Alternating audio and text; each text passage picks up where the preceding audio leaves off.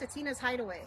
Today is the 4th of July, and what I'm working on today is cleaning my flow frames. So what I found after using them for 3-4 years now, the cappings, you know, like a traditional hive, you can cut the cappings off. These, you can't really do that. And what I was finding is I wasn't getting all the honey out of the frames like I should have, because they were too sealed up. It wasn't breaking open correctly. So I think I really lost a lot of pounds of honey last year because of this. So what I'm working on today is cleaning these frames. So here's one of them, and it's pretty heavy because there's a lot of honey in here, and it sat over winter, and now the honey is crystallized. So I'm not sure if you're going to be able to see that. You can see the crystallized honey there. So now I need to get that out of there in order to reuse them again this year. So what I did is I have this big pot of water I have outside on a turkey fryer.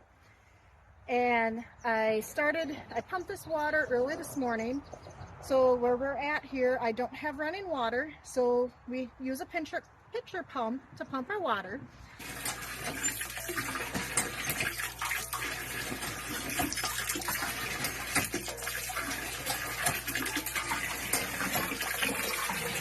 Sit overnight so that it'd get to like room temperature, air temperature, and then we started it up this morning. This way we go through a little less of the propane tanks.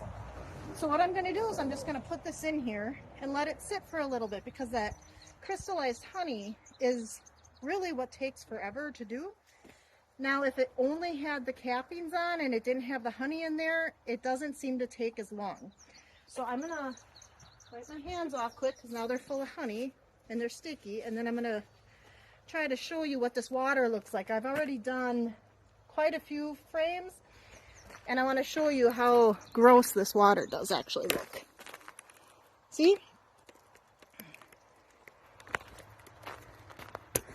And bear with me as I'm trying to do this on my own today.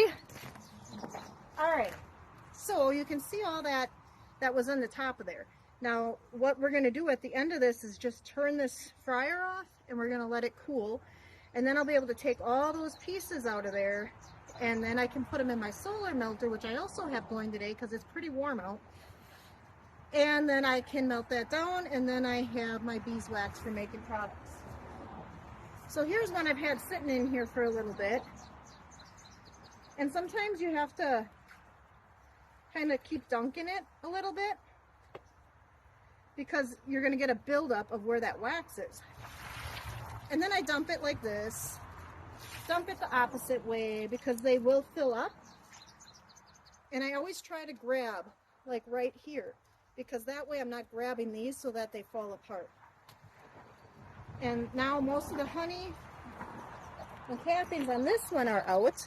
You can see the difference between this side hasn't been in and this side has been. So now I'm just going to flip it over and put the other side in to let that melt. So now, the other thing you want to watch for with this whole process is that you don't lose your caps for the top or the bottom. If you do, watch when you dump the water afterwards. But with all this honey, the honey will sink to the bottom of the pot. The wax will come to the top, just like when you render down dirty wax.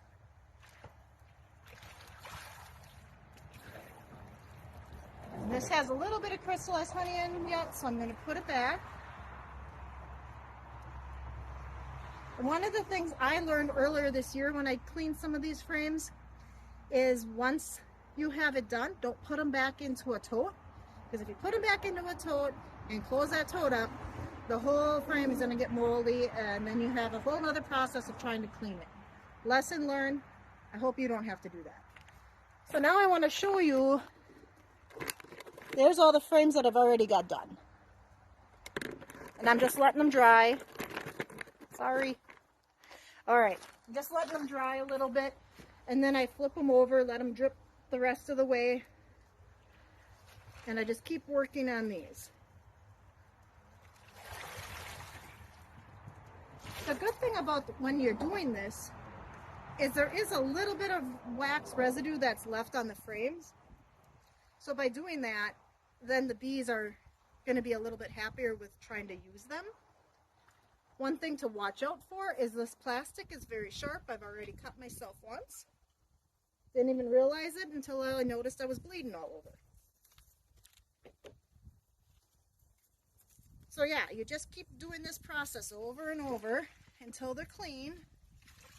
Dump the water out. Check to see if you still have anything in there that needs to be cleaned.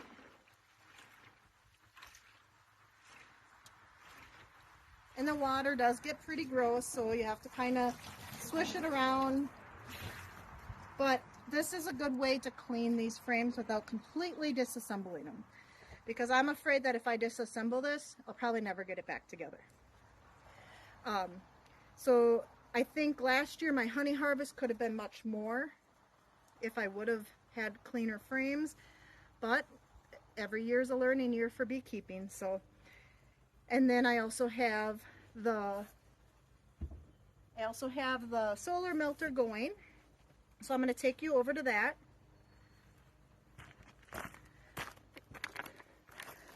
We're just going to go over here.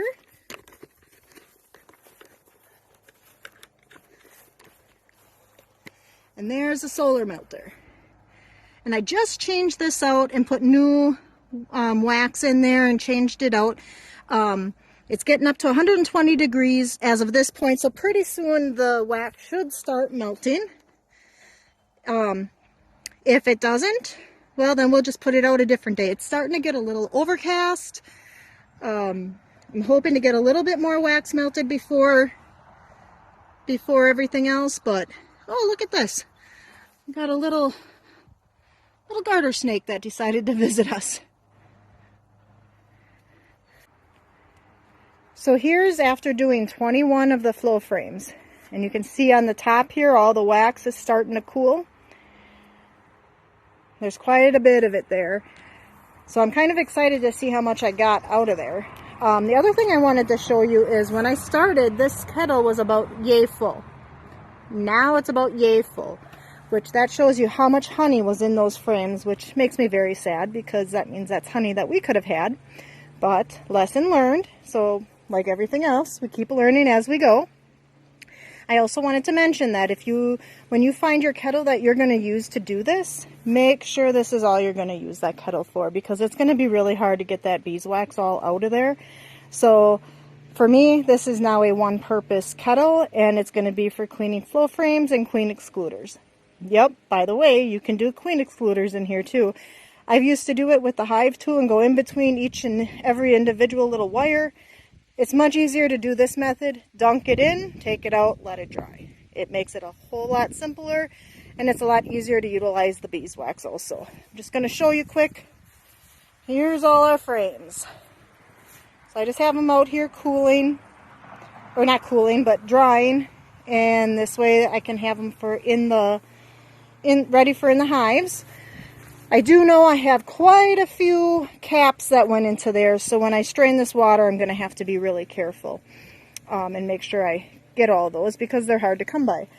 So, I want to just say thanks for watching, like and subscribe, and press that notification button for more videos.